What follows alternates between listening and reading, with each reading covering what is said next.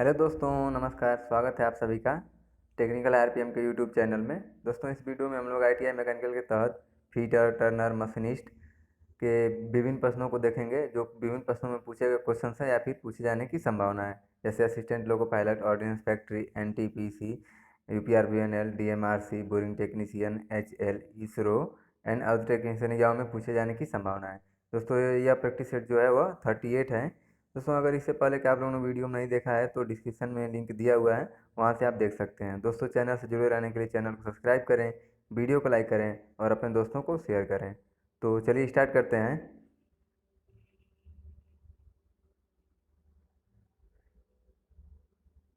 Question number 1 है, lapping की प्रक्रिया की जाती है। लैपिंग जो की जाती है, तो लैपिंग की प्रक्रिया क्या उसमें क्या किया जाता है लैपिंग में? तो ऑप्शन जो ए है उसमें केवल बाहरी सतह पर, ऑप्शन बी अंदरूनी सतह पर, ऑप्शन नंबर सी है बाहरी व अंदरूनी दोनों पर, या फिर ऑप्शन नंबर डी उपयुक्त में से कोई नहीं। तो जो लैपिंग जो प्रक्रिया की जाती है दोस्तों, लैपिंग वो जो प्रक्रिया की जाती है वह बाहरी और अंदरूनी सतह दोनों पर, यानी कि इसका जो सही आंसर हो जाएगा बाहरी और अंदरूनी दोनों पर, यानी कि ऑप्शन नंबर सी इसका सही आंसर हो जाएगा। और लैपिंग के द्वारा दोस्तों, जो लैपिंग प्रक्रिया की जाती है उसके द्वारा बहुत कम मात्रा में धातुओं को हटाया जाता है मटेरियल पर से।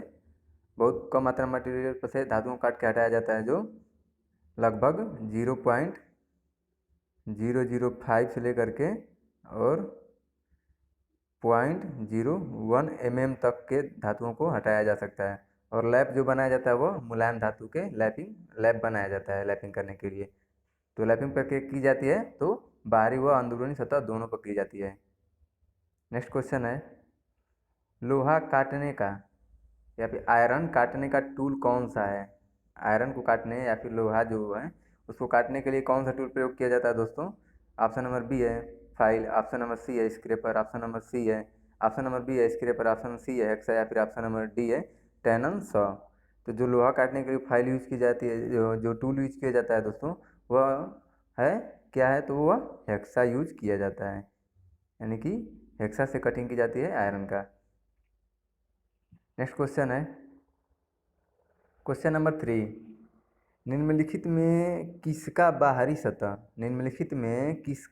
सतह फिनिश किया रहता है? जो बाहरी सतह होता है वह फिनिश किया रहता है। बाहरी सतह बोले तो इसके ये इस साइड का जो है वह भाग फिनिश किया हुआ रहता है।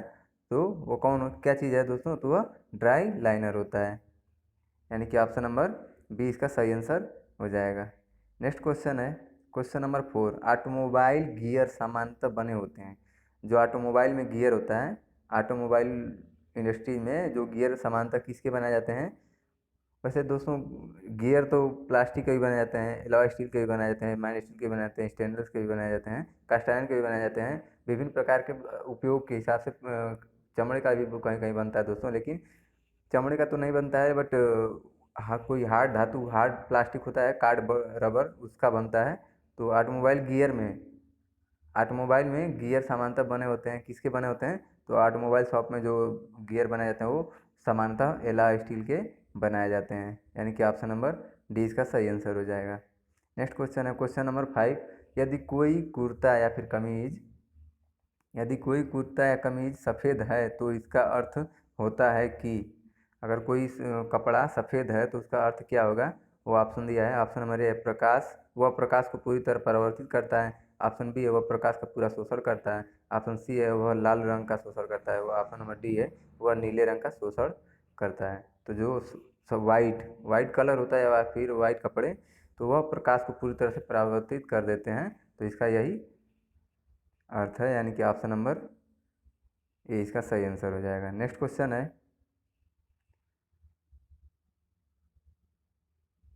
क्वेश्चन नंबर 6, ई आई गुणनफल को कहा जाता है। जो ई आई गुणनफल होता है उसे क्या कहा जाता है दोस्तों? ई आई गुणनफल को क्या कहा जाता है? तो वह नमन दृढ़ता कहा जाता है। ऑप्शन नंबर ए इसका सही आंसर हो जाएगा। नेक्स्ट क्वेश्चन है, क्वेश्चन नंबर 7, विषम भुजा कैलिपर यानी कि ऑड लेग कैलिपर का क्या उपयोग है? विषम भुजा कैलिपर या फिर ऑड लेग कैलिपर का क्या उपयोग है दोस्तों? ऑड लेग कैलिपर, जो ऑड लेग कैलिपर को दोस्तों जैनी कैलिपर, जैनी कैलिपर और दोस्तों हर्माफ्रोडाइट कैलिपर के नाम से भी जाना जाता है। ऑड लेग कैलिपर को दो और नामों से जाना जाता है, जिसे जो एक जैनी कैलिपर के नाम से और एक हर्माफ्रोडाइट कैलिपर के नाम से जाना जाता है। दोस्तों कैलिपर जो ऑड लेग कैलिपर होता है उसकी एक टांग जो अंदर की ओर मुड़ी होती है, और दोस्तों उसकी सहायता से समानांतर लाइन या किसी गोल जाप पर सेंटर मालूम किया जा सकता है। दोस्तों जो उसके एक टांग होती है वो अंदर की तरफ मुड़ी होती है, उसकी ज़रूरत पड़ने पर दोस्तों वो उसको बाहर की तरफ भी मुड़ा हुआ मिलता है। ऑड लेग कैलिपर आवश्यकता के अनुसार बाहर भी मोड़ सकते हैं उसको। तो इसका क्या कार्य है? तो इसकी सहायता से समांतर लाइन या किसी गोल जाप पर सेंटर ज्ञात किया जा सकता है। तो इसका कौन सा सही आंसर हो जाएगा? यानी कि ऑप्शन नंबर सी, बेलनाकार वस्तु के केंद्र का पता लगाने के लिए या फिर समानांतर लाइन की, अगर लाइन एक है ये तो उसके समानांतर एक और लाइन खींचने के लिए ऑड लेग कैलिपर का प्रयोग किया जाता है, और जो गोल जॉब होता है उसका सेंटर ज्ञात करने के लिए उसका प्रयोग किया जाता है ऑड लेग कैलिपर का। तो इसका जो सही आंसर हो जाएगा option number C. Next question है question number 8। Dial test indicator का प्रयोग निम्न में से किस कार्य हेतु नहीं किया जाता है? जो डायल टेस्ट इंडिकेटर का प्रयोग निम्न में से किस, यानी कि कौन से कार्य हेतु नहीं किया जाता है? नहीं किया जाता है। किस कार्य के लिए डायल टेस्ट इंडिकेटर का प्रयोग नहीं किया जाता है दोस्तों? तो फ्लैटनेस, समांतरता, ओवरनेस, ये सब चेक करने के लिए किया जाता है, और जो मार्किंग करने के लिए डायल टेस्ट इंडिकेटर का प्रयोग नहीं किया जाता है। यही ऑप्शन इसका सही आंसर हो जाएगा। नेक्स्ट क्वेश्चन है निम्नलिखित में से कौन सा धातु, निम्नलिखित में से कौन सा धातु पीतल, कांसा और जर्मन सिल्वर इन सभी में उभय घटक के रूप में विद्यमान होता है? यानी कि पीतल में भी, कांसा में भी, जर्मन सिल्वर में भी वो कौन सी धातु है जो सभी में विद्यमान रहती है? तो वो कौन है धातु दोस्तों? तो तांबा हो जाएगा, यानी कि option number B. Next question है question number 10। Follower rest, follower rest क्या है दोस्तों? फॉलोअर रेस्ट के बारे में पूछ रहा है, तो वह एक उपस्कर का अनुगमन है, यानी कि ऑप्शन नंबर क्या हो जाएगा? बी इसका सही हो जाएगा। Follower is the tool. क्या है फॉलोअर? तो वह एक टूल है, यानी कि ऑप्शन नंबर बी इसका सही आंसर हो जाएगा। नेक्स्ट क्वेश्चन है question number 11। Spring use in motorcycle washer is, यानी कि मोटरसाइकिल वाशर में प्रयुक्त स्प्रिंग कौन सी होती है दोस्तों? उसमें कौन सी होती है? तो ऑप्शन नंबर ए है तार स्प्रिंग, ऑप्शन बी है समतल स्प्रिंग, ऑप्शन नंबर सी है हेलिकल कंप्रेशन स्प्रिंग, या फिर ऑप्शन नंबर डी है हेलिकल टेंशन स्प्रिंग।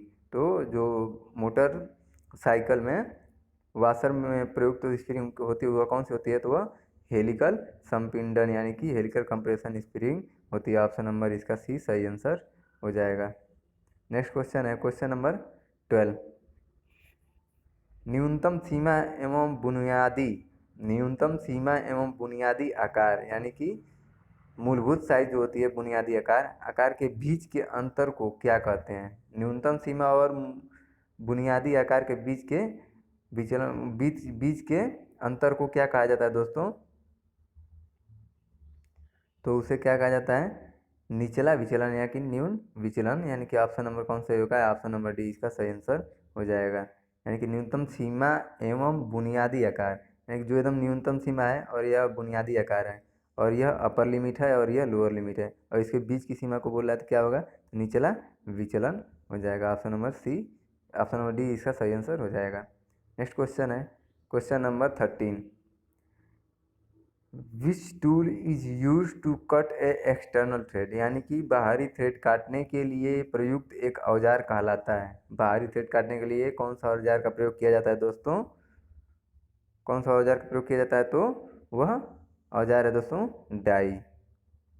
डाई का प्रयोग बाहरी थ्रेड काटने के लिए प्रयोग किया जाता है। और टिश्यू ड्रिल का प्रयोग दोस्तों ड्रिलिंग करने के लिए किया जाता है। टेप का दोस्तों अंदरूनी थ्रेड काटने के लिए प्रयोग किया जाता है, इंटरनल थ्रेड काटने के लिए किया जाता है, और डाई का एक्सटर्नल।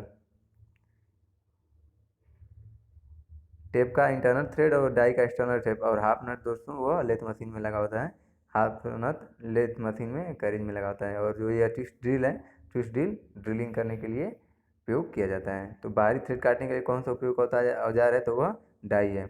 और दोस्तों बोल्ट, पाइप, स्क्रू के चूड़ी काटने के लिए जो डाई प्रयोग करते हैं, या दोस्तों टूल स्टील या एलॉय स्टील का जो डाई बनी होती है वह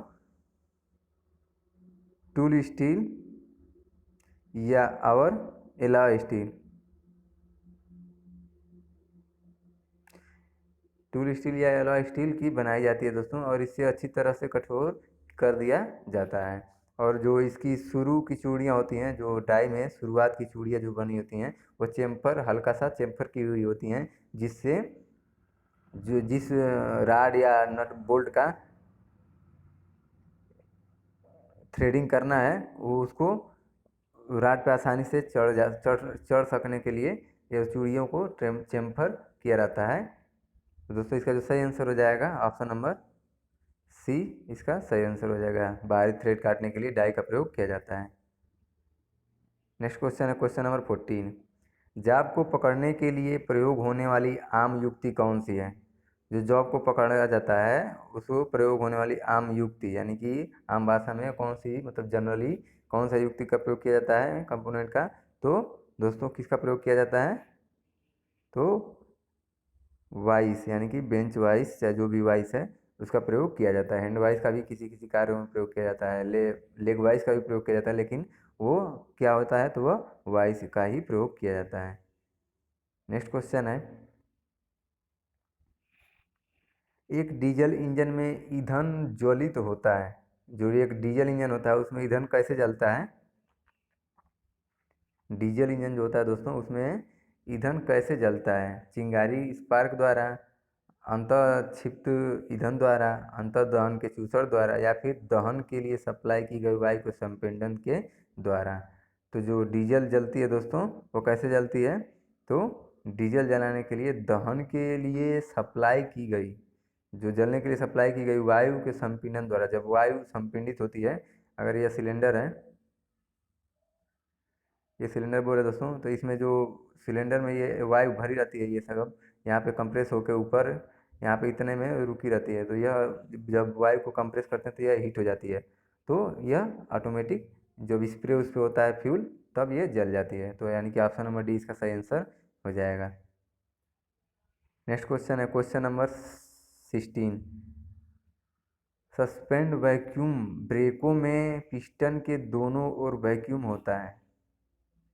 सस्पेंड वैक्यूम ब्रेकों में सिस्टम के दोनों ओर वैक्यूम होता है,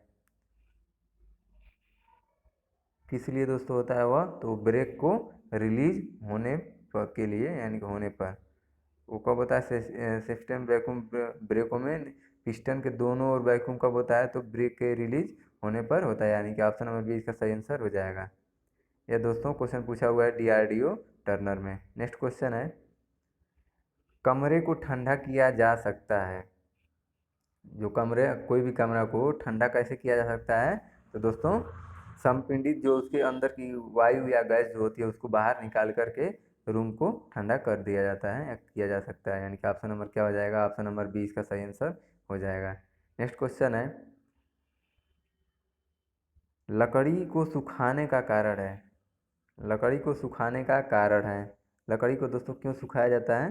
तो वह दोस्तों इसलिए सिखाया जाता है कि उसका वजन को घटाया जा सके, डिक्रीज द वेट, यानी कि ऑप्शन नंबर कौन सही होगा? तो ऑप्शन नंबर बी सही आंसर हो जाएगा। नेक्स्ट क्वेश्चन है क्वेश्चन नंबर 19। रिवेट प्लेन का उपयोग बताएं। जो रिवेट प्लेन का उपयोग होता है दोस्तों उसका उपयोग बताना है। जो रिवेट प्लेन का उपयोग बताएं। तो दोस्तों रिवेट का नियोजन एवं मृदुलन हेतु प्रयुक्त किया जाता है, यानी कि रिवेट प्लेन का उपयोग किस लिए किया जाता है? तो रिवेटों का नियोजन एवं मृदुलन हेतु प्रयुक्त किया जाता है। रिवेट प्लेन का उपयोग यही इसीलिए किया जाता है, यानी कि ऑप्शन नंबर कौन सा हो जाएगा? ऑप्शन नंबर ए सही हो जाएगा। नेक्स्ट क्वेश्चन है, कार्बुराइजिंग लव का प्रयोग। जो कार्बुराइजिंग फ्लेम होता है या फिर कार्बुराइजिंग लव होता है का प्रयोग किस वेल्ड करने के लिए, किसे वेल्ड करने के लिए किया जाता है? जो कार्बुराइजिंग फ्लेम होता है उसको किसको वेल्ड करने के लिए किया जाता है दोस्तों? तो उपग्रह जैसी कठोर सतह बनाने के लिए कार्बोराइजिंग लौह का प्रयोग कठोर सतह बनाने के लिए प्रयोग किया जाता है। ऑप्शन नंबर कौन सा हो जाएगा? तो ऑप्शन नंबर 20 का सही आंसर हो जाएगा। दोस्तों कार्बोराइजिंग लौह का जो तापमान होता है, 3 प्रकार का लौह होता है दोस्तों, एक कार्बोराइजिंग, एक ऑक्सीडाइजिंग, एक नॉर्मलाइजिंग। एक होता है दोस्तों कार्बोराइजिंग, एक नाइट्राइडिंग और एक ऑक्सीडाइजिंग। तो कार्बोराइजिंग का जो तापमान होता है दोस्तों वो होता है 3100 डिग्री सेल्सियस होता है, और नाइट्राइडिंग का होता है दोस्तों वो 3200 होता है, और ऑक्सीडाइजिंग का जो टेम्परेचर होता है वो 3300 डिग्री सेल्सियस होता है। कार्बोराइजिंग का टेम्परेचर कितना होता है? तो 3100 डिग्री सेल्सियस होता है। नेक्स्ट क्वेश्चन है, सूची फर्स्ट व सूची सेकेंड को, जो सूची फर्स्ट है और सूची सेकेंड को सुमेलित कीजिए तथा सूचियों के नीचे दिए गए कूट का प्रयोग करते हुए सही उत्तर चुनिए। यानी कि सूची फर्स्ट ये है और सूची सेकेंड ये है। सूची फर्स्ट में कौन है? तो ABCD है, और सूची सेकेंड में 1 2 3 4 है, और उसके नीचे दिया हुआ यह कूट उसको अनुसार इसको सही करना है दोस्तों। तो सूची फर्स्ट में दिया है ऊष्मा, ऑप्शन नंबर ए में दिया है ऊष्मा तथा विद्युत का सर्वोत्तम संचालक क्या होता है दोस्तों? 1 2 3 4 में से इसको मैच कराना है। तो ऊष्मा तथा विद्युत का संचालक सर्वाधिक कौन होता है? तो वह यानी कि कौन हो जाएगा? तो चांदी होता है। ऑप्शन नंबर ए का जो हो जाएगा वह चांदी हो जाएगा, यानी कि 4। उसके बाद दोस्तों सबसे अधिक मात्रा में पाए जाने वाली, जो सबसे अधिक पृथ्वी पे सबसे अधिक मात्रा में पाए जाने वाली धातु को लिए पूछ रहा है, तो हो जाएगा एल्यूमिनियम, यानी कि बी का जो है, नहीं दोस्तों इसमें सबसे अधिक मात्रा में पाए जाने वाली धातु,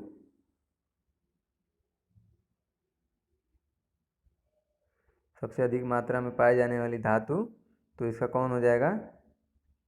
एल्यूमिनियम, तीसरा, यानी कि तीसरा का बी।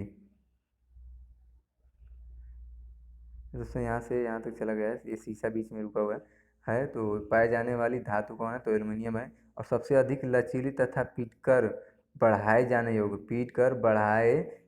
योग्य धातु कौन सी है दोस्तों? सबसे अधिक लचीली तथा पीटकर बढ़ाए जाने योग्य धातु कौन सी है दोस्तों? तो वह होता है स्वर्ण, यानी कि पहला का क्या हो जाएगा? तो वह सी हो जाएगा। A B C हो गया दोस्तों। और डी यानी कि ऊष्मा का न्यूनतम संचालक क्या होता है? तो ऊष्मा सबसे ज़्यादा न्यूनतम किसमें संचालित होती है? तो उसमें वह शीशा में होती है, यानी कि यह डी हो जाएगा, चौथे का डी हो जाएगा। तो दोस्तों इस हिसाब से कूट का चयन करना है। तो पहले का ए, दूसरे ए का दोस्तों चौथा है और बी का है तीसरा। ए का चौथा, बी का तीसरा, ए का चौथा और बी का तीसरा, यानी कि जो ऑप्शन सही होगा वह ऑप्शन नंबर डी सही हो जाएगा। नेक्स्ट क्वेश्चन है, कौन पुल्ली हेड स्टॉक में बैक गियर मैकेनिज्म का प्रयोग? कौन पुल्ली हेड स्टॉक में, जो कौन पुल्ली होता है उसमें जो हेड स्टॉक में कौन पुल्ली के साथ हेड स्टॉक में बैक गियर मैकेनिज्म का प्रयोग किस लिए किया जाता है? जो कौन पुल्ली में head stock back gear mechanism का प्रयोग किस लिए किया जाता है दोस्तों? तो वह किस लिए किया जाता है? तो स्पिंडल की गति को कम करने के लिए किया जाता है, यानी कि ऑप्शन नंबर कौन सा हो जाएगा? ऑप्शन नंबर ए सही आंसर हो जाएगा। स्पिंडल की गति को कम करने के लिए कौन पुल्ली के में बैक गियर का मैकेनिज्म का प्रयोग किया जाता है। और मेन स्पिंडल के पीछे जो बैक गियर का प्रबंध रहता है दोस्तों, जो मेन स्पिंडल होती है उसके पीछे बैक गियर का प्रबंध रहता है, और स्पिंडल को बहुत कम गति पर चलाने के लिए गियर का, यानी कि बैक गियर का, ये स्पिंडल को बहुत कम गति पर चलाने के लिए बैक गियर का प्रयोग किया जाता है। और कौन पुल्ली के 4 प्रकार की गति प्राप्त की जा सकती है। कौन पुल्ली दोस्तों? यानी कि स्टेप पुल्ली जिसको बोलते हैं। एक स्टेप इससे एक बड़ा होता है, उससे एक बड़ा होता है और इससे एक बड़ा होता है, यानी कि स्टेप बाय स्टेप उसको चाल कम कर सकते हैं दोस्तों कौन पुल्ली के सहारे। लगभग जनरली दोस्तों 4 पुल्लियों का उसमें हेड में लेथ मशीन में प्रयोग किया जाता है। कौन पुल्ली 4 स्टेप पुल्ली होती है कौन पुल्ली की। तो इसका जो सही आंसर हो जाएगा ऑप्शन नंबर ए इसका सही आंसर हो जाएगा। नेक्स्ट क्वेश्चन है, रस्से के स्टैंड को बनाने की विधि, जो रस्से की स्टैंड को बनाने की विधि क्या कहलाती है दोस्तों? तो यह रस्सी को बनाने के लिए जो स्टैंड बनाने की विधि को क्या कहते हैं? Option number A crowning, option B है लेइंग, ऑप्शन सी है लूप, या फिर ऑप्शन नंबर डी है बाइट। तो रस्से के स्टैंड को बनाने की विधि को दोस्तों क्या कहते हैं? तो उसे लेइंग कहते हैं, यानी कि ऑप्शन नंबर इसका कौन सा सही हो जाएगा? तो ऑप्शन नंबर बी इसका सही आंसर हो जाएगा। रस्से के स्टैंड को बनाने की विधि को लेइंग कहलाती है विधि, यह लेइंग विधि कही जाती है। और बाइट क्या हो दोस्तों? तो बाइट वो एक नॉट यानी कि गांठ मारने की विधि है। नेक्स्ट क्वेश्चन है, क्वेश्चन नंबर 24, दर्शाए गए सरफेस रफनेस चिन्ह में, दर्शाए गए सरफेस रफनेस चिन्ह में ई का अर्थ है,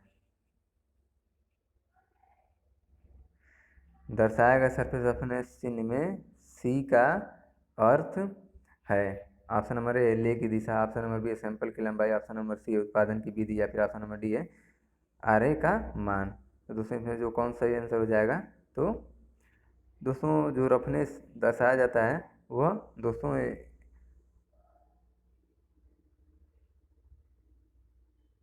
इस पे दोस्तों रफनेस का मान दर्शाया जाता है।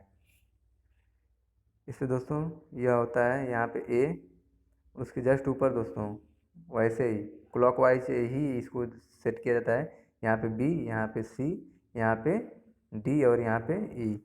तो सी को इसमें पूछा है कि सी का, तो दोस्तों ए जो होता है वह रफनेस वैल्यू को दर्शाने के लिए, यानी कि ए का प्रयोग रफनेस वैल्यू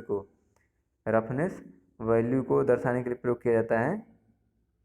और जो बी का प्रयोग किया जाता है वह दोस्तों ट्रीटमेंट या कोटिंग, कौन सी कोटिंग यूज की जा रही है उसको प्रदर्शित करने के लिए बी का प्रयोग किया जाता है। और सी जिसको जो क्वेश्चन में पूछा हुआ है, यानी कि सी का प्रयोग दोस्तों किस लिए किया जाता है? तो सी का प्रयोग दोस्तों सैंपल की लंबाई, यानी कि इस क्वेश्चन का जो सही आंसर हो जाएगा वह ऑप्शन नंबर बी सही हो जाएगा। यानी कि सी किसको इंडिकेट करता है? तो सैंपल की लंबाई। और दोस्तों जो डी इंडिकेट करता है, यानी कि यह दोस्तों वह ले की दिशा यानी कि किस ले में सरफेस फिनिश करना है, वह उस दिशा को इंडिकेट करता है। और जो ई होता है दोस्तों, यह ई वह मशीनिंग अलाउंस, यानी कि यह जो ऑप्शन नंबर ए में दिया है वह डी के ऊपर प्रदर्शित करता है। और जो बी में सैंपल की लंबाई वो 80 को प्रदर्शित करता है। मशीनिंग अलाउंस दोस्तों इसमें आर मान यानी कि रफनेस वैल्यू वही दिया है, ऑप्शन नंबर अब रफनेस वैल्यू ए प्रदर्शित करता है। तो इस क्वेश्चन का जो सही आंसर हो जाएगा सी प्रदर्शित जो करता है वह सैंपल की लंबाई को प्रदर्शित करता है। नेक्स्ट क्वेश्चन है क्वेश्चन नंबर 25, टैप में फ्लूट्स क्यों काटे जाते हैं? जो टैप होते हैं दोस्तों, पहली बात टैप दो प्रकार के होते हैं, एक हैंड टैप और एक मशीन टैप। तो उसमें जो टैप में फ्लूट्स काटे जाते हैं दोस्तों वो किस लिए काटे जाते हैं? तो ऑप्शन नंबर ए कटिंग चिप्स के बाहर निकालने हेतु, ऑप्शन बी कूलेंट डालने हेतु, ऑप्शन सी उपयुक्त दोनों, या फिर ऑप्शन नंबर डी इनमें से कोई नहीं। तो 25 में क्वेश्चन नंबर 25 का जो सही आंसर हो जाएगा, यानी कि टैप में फ्लूट्स क्यों काटे जाते हैं दोस्तों? तो वह उपयुक्त दोनों, यानी कि कटिंग चिप्स को बाहर निकालने हेतु भी इसका फ्लूट्स को काटा जाता है, और कूलेंट डालने हेतु यानी कि दोनों कार्य के लिए प्रयोग किया जाता है इसका। तो ऑप्शन नंबर कौन सा हो जाएगा? तो ऑप्शन नंबर सी सही आंसर हो जाएगा। दोस्तों अभी मैंने आपको बताया कि टैप दो प्रकार के होते हैं, एक मशीन टैप एक हैंड टैप होता है। और दोस्तों हैंड टैप में कितने प्रकार के टैप होते हैं? तो हैंड टैप में 3 प्रकार के टैप होते हैं। हैंड टैप में कितने प्रकार के टैप होते हैं? तो 3, पहला, दूसरा और एक तीसरा। इस टेप को फर्स्ट, सेकेंड और थर्ड टेप के नाम से भी जानते हैं, या फिर पहले टेप को टेपर टैप कहते हैं, दूसरे टेप को इंटरमीडिएट टेप कहते हैं, और तीसरे टेप को बॉटमिंग टेप कहते हैं। बॉटमिंग टेप या तृतीय टेप, इंटरमीडिएट टेप या द्वितीय टेप, या फिर टेपर टेप या फर्स्ट टेप। और दोस्तों इसका जो एंगल होता है, फर्स्ट टेपर जो टेप होता है, टेपर टैप का जो एंगल होता है, शुरुआत की जो चूड़ियों को थ्रेड को बनाने के लिए थोड़ा सा 2-3 थ्रेडों को कुछ डिग्री पे चेम्फर कर दिया जाता है, जिसका जो फर्स्ट का टेपर होता है वह 4 डिग्री पे रहता है। और जो सेकेंड का टेपर रहता है वो 10 डिग्री पर रहता है, और थर्ड का जो टेपर होता है वह 20 डिग्री पे होता है। और थर्ड टेपर को दोस्तों फिनिशिंग टेप के नाम से भी जाना जाता है। तो इस क्वेश्चन का जो सही आंसर हो जाएगा, यानी कि टेप फ्लूइड क्यों काटे जाते हैं, तो चिप्स के बाहर निकलने के लिए और कूलेंट डालने के लिए प्रयोग किया जाता है। नेक्स्ट क्वेश्चन है, निम्न में से अस्थायी स्नेहक है।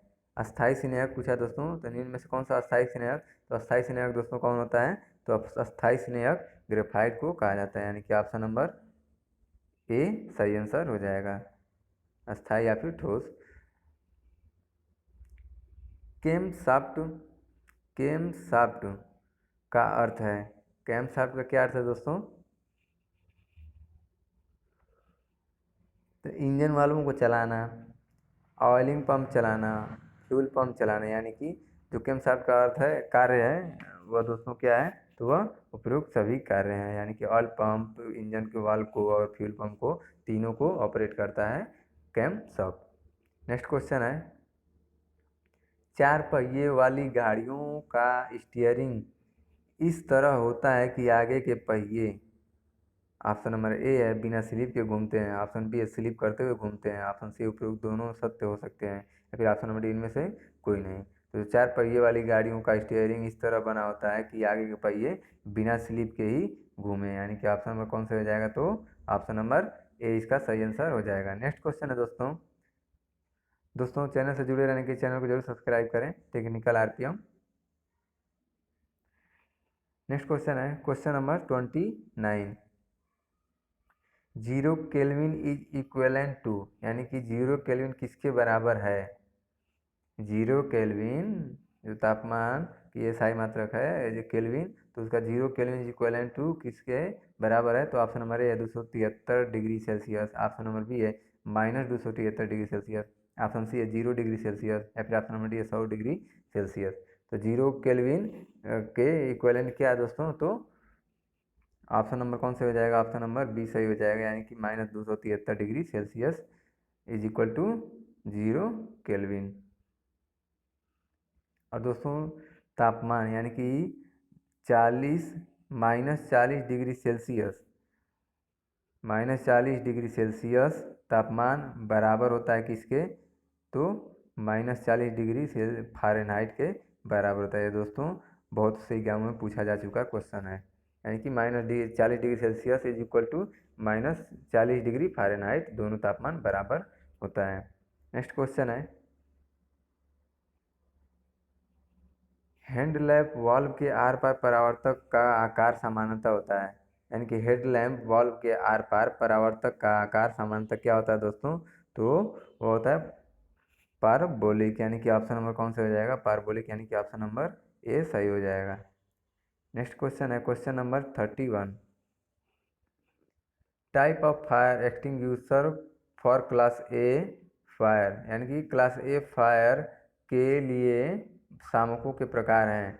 ऑप्शन नंबर ए है जल पूरक शामक, ऑप्शन बी है फोम या ड्राई पाउडर या CO2, ऑप्शन सी है विशिष्ट पाउडर, या फिर ऑप्शन नंबर डी है हॉलोजन या फिर कार्बन डाइऑक्साइड शुष्क पाउडर एवं वाष्पित द्रव। तो इसका जो सही आंसर हो जाएगा, यानी कि क्लास ए फायर के शामकों के प्रकार में क्या आता है दोस्तों, तो यह इसका जो जल पूर्ति शामक, यानी कि ऑप्शन नंबर कौन हो जाएगा, वाटर फ्लूइड एक्सटिंग्विशर, यानी कि ऑप्शन नंबर ए सही आंसर हो जाएगा। नेक्स्ट क्वेश्चन है, एंगल प्लेट में झर्रियाँ कटी होती हैं, एंगल प्लेट में झर्रियाँ कटी होती हैं, जो एंगल प्लेट होता है उसमें झर्रियाँ दोस्तों कटी होती हैं, इसलिए तो जाप को नट बोल्ट द्वारा क्लैम्प करने के लिए, यानी कि एंगल प्लेट में झर्रियाँ क्यों काटी जाती हैं, तो जाप को नट बोल्ट द्वारा क्लैम्प करने के लिए काटी जाती हैं, यानी कि ऑप्शन कौन सा हो जाएगा, ऑप्शन नंबर बी इसका सही आंसर हो जाएगा। नेक्स्ट क्वेश्चन है क्वेश्चन नंबर 33,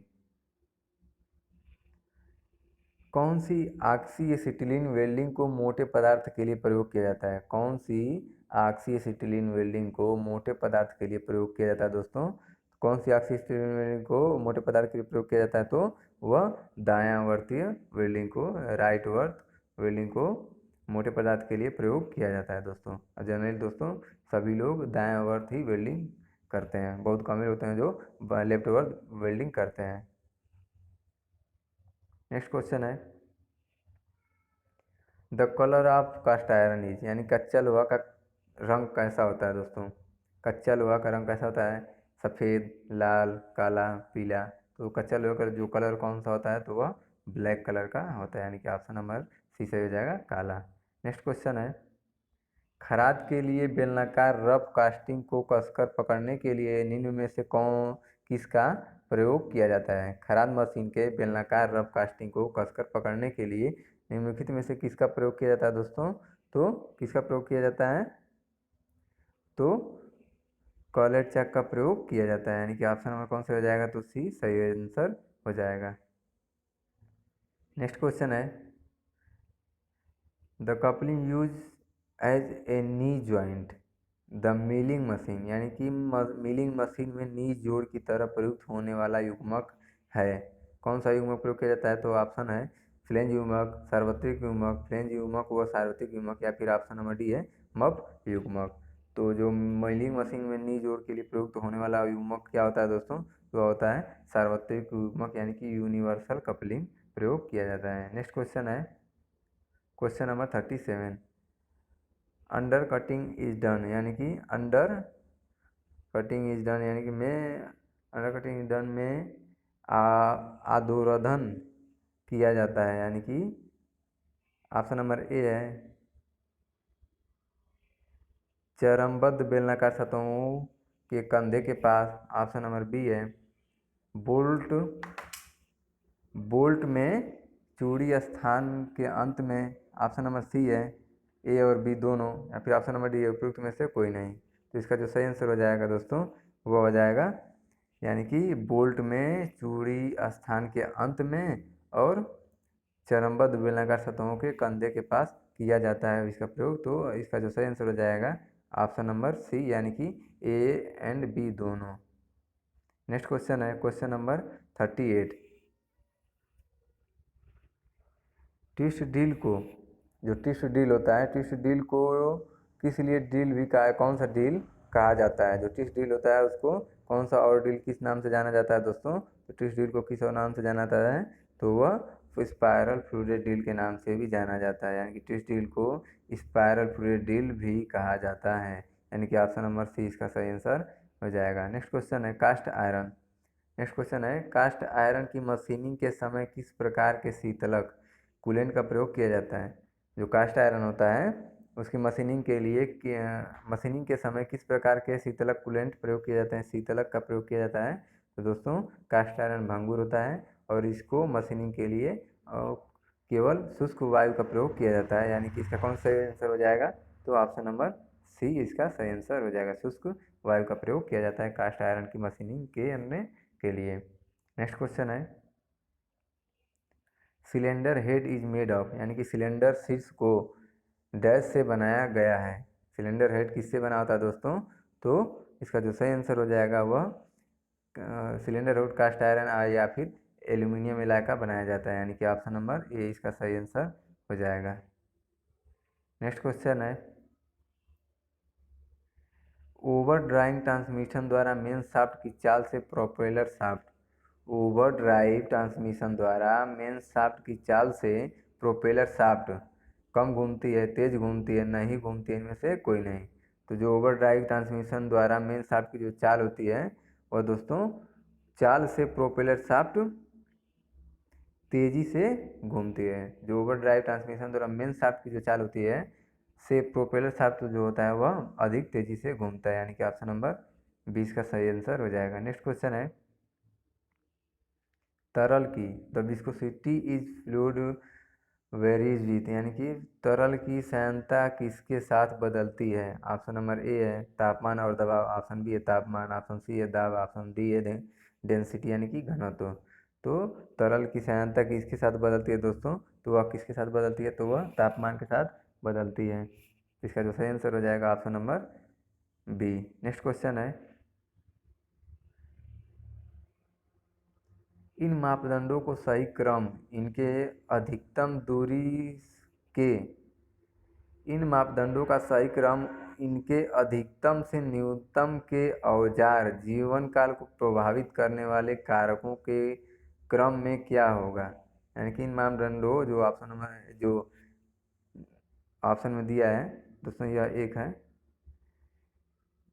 इन मापदंडों का सही क्रम वाइज सेट करना है। इनके अधिकतम से न्यूनतम के औजार के जीवन काल को प्रभावित करने वाले कारकों के क्रम में क्या होगा, तो इसको सेट करना है। पहले कौन सा आएगा, तो ऑप्शन नंबर ए में दिया है पहले DNF, ऑप्शन बी में दिया है NFD, ऑप्शन सी में दिया है FND, या फिर ऑप्शन नंबर डी में दिया है DFN। तो इसका जो सही आंसर हो जाएगा दोस्तों, यानी कि अधिकतम से न्यूनतम की औजार जीवन काल को प्रभावित करने वाले कारकों में क्या पहले आएगा, तो पहले आता है दोस्तों कटिंग स्पीड आता है। कटिंग स्पीड पहले पे आएगा दोस्तों। उसके बाद क्या आता है, फीड दर दोस्तों दूसरे पे आएगा। और डेप्थ ऑफ कट यानी कि कट की गहराई यह तीसरे पे आएगा। तो क्या हो जाएगा दोस्तों, पहला यानी कि N और दूसरा F और तीसरा D, यानी कि NFD इसका सही आंसर हो जाएगा। NFD इसका दोस्तों जो सही आंसर हो जाएगा ऑप्शन नंबर बी सही हो जाएगा, NFD। नेक्स्ट क्वेश्चन है क्वेश्चन नंबर 44। विद्युत आग बुझाने के लिए कौन अग्निशामक प्रयोग करेंगे। जो विद्युत की आग होती है उसको बुझाने के लिए कौन सा अग्निशामक का प्रयोग किया जाता है दोस्तों, तो अग्निशामक कौन सा प्रयोग किया जाता है, वह CTC कार्बन टेट्राक्लोराइड प्रयोग किया जाता है, यानी कि ऑप्शन नंबर सी इसका सही आंसर हो जाएगा। नेक्स्ट क्वेश्चन है master gauge. Master gauge plate की शुद्धता होती है, जो मास्टर गेज प्लेट होता है उसकी शुद्धता कितनी होती है दोस्तों, तो वह यह दिया हुआ है इंच में। तो मास्टर सरफेस प्लेट की शुद्धता कितनी होती है, तो मास्टर सरफेस प्लेट की जो शुद्धता होती है वह 0.00001 इंच, यानी कि ऑप्शन नंबर कौन सा हो जाएगा, तो सी इसका सही आंसर हो जाएगा। नेक्स्ट क्वेश्चन है acetylene is storage safely at a pressure of, यानी कि एसिटिलीन को इस दाब पर सुरक्षित रूप से संग्रहित किया जाता है। यानी कि एसिटिलीन को किस दाब पे सुरक्षित रूप से संग्रहित करके रखा जा सकता है दोस्तों, तो वो कौन सा हो जाएगा, यानी कि 0.1 MPa से 0.1 MPa पर, यानी कि ऑप्शन नंबर क्या आ जाएगा, तो ऑप्शन नंबर ए सही हो जाएगा। यानी कि एसिटिलीन दाब को किस दाब पर सुरक्षित रूप से संग्रहित किया जाता है, तो 0.1 MPa से 0.1 एम कितना MPa पर होता है, तो 0.1 MPa पर सुरक्षित किया जाता है दोस्तों। नेक्स्ट क्वेश्चन है क्वेश्चन नंबर 47। लोहे में जैसे जैसे कार्बन की प्रतिशतता बढ़ती जाती है वह ज़्यादा मतलब क्या होता है, मृदुल होता है यानी कि सॉफ्ट होता है, हार्ड होता है, या फिर डक्टाइल यानी कि लचीला होता है, या फिर टफनेस यानी सशक्त होता है। यानी कि लोहे में कार्बन का मात्रा जैसे जैसे बढ़ेगी तो उसमें कौन क्या परिवर्तन आएगा दोस्तों, तो वह जैसे जैसे कार्बन परसेंटेज बढ़ता जाएगा आयरन में, वह वैसे ही हार्ड होता चला जाएगा, यानी कि ऑप्शन नंबर 20 का सही आंसर हो जाएगा। नेक्स्ट क्वेश्चन है question number 48। Lathe cutting tool निम्न में से किस धातु को फोर्ज किए जा सकते हैं। लेथ कटिंग टूल निम्न में से किस धातु को फोर्ज किए जा सकते हैं, तो वह दोस्तों हाई कार्बन स्टील को धातु को फोर्ज किए जा सकते हैं। ऑप्शन नंबर 20 का सही आंसर हो जाएगा। लचीले कपलिंगों का प्रयोग किया जाता है। जो लचीले कपलिंग होते हैं उसका प्रयोग कहाँ किया जाता है दोस्तों, तो लचीले कपलिंग का प्रयोग किया जाता है अल्प ऊर्ध्वाधर और पार्श्विक संयोजन में सावधानी रखने के लिए। यानी कि लचीले कपलिंग का प्रयोग किया जाता है तो अल्प ऊर्ध्वाधर और पार्श्विक संयोजन में सावधानी रखने के लिए किया जाता है। ऑप्शन नंबर सी इसका सही आंसर हो जाएगा। नेक्स्ट क्वेश्चन है सामान्य उद्देश्य के लिए साधारण कार्य के लिए ड्रिल का लीप निकासी कोण कितना होना चाहिए। दोस्तों यह तो जनरली 8 डिग्री से 15 डिग्री तक होता है, लेकिन यह सामान्य के लिए पूछ रहा है। तो सामान्य उद्देश्य के लिए ड्रिल का लीप निकासी कोण लीप क्लियरेंस एंगल कितना होना चाहिए दोस्तों, तो वह होना चाहिए 12 से 15 होना चाहिए, यानी कि कौन सा हो जाएगा, तो ऑप्शन नंबर 20 का सही आंसर हो जाएगा। सामान्य उद्देश्य के लिए ड्रिल का लीप क्लियरेंस कितना होता है, तो 12 से 15 डिग्री होता है। और ड्रिल दोस्तों सामान्यतः साधारणतः जो उसका ड्रिल का जो पॉइंट एंगल होता है, ट्विस्ट ड्रिल का जो पॉइंट एंगल होता है सामान्यतः दोस्तों, वह ड्रिल का पॉइंट एंगल होता है 118 डिग्री, यानी कि 118 डिग्री इसका पॉइंट एंगल होता है। और नहीं वैसे तो दोस्तों 80 डिग्री से लेकर के 140 डिग्री तक के ड्रिल प्रयोग किए जाते हैं, जिसमें सॉफ्ट के लिए कम जो एंगल होता है सॉफ्ट के लिए, मतलब ये साधारण तो 180 हो गया, और सबसे कम 80 और सबसे अधिक 140। तो साधारण कार्यों से कम यानी कि सॉफ्ट धातुओं के लिए 80 तक मतलब और कम एंगल का ड्रिल प्रयोग किया जाता है, और जो हार्ड धातु होती हैं उसके लिए एंगल और बढ़ता जाता है, यानी कि 80 से 140 डिग्री तक के एंगल का ड्रिल प्रयोग किया जाता है, और साधारण कार्य के लिए 118 डिग्री, और हार्ड के लिए अधिकतम 140 तक प्रयोग कर सकते हैं।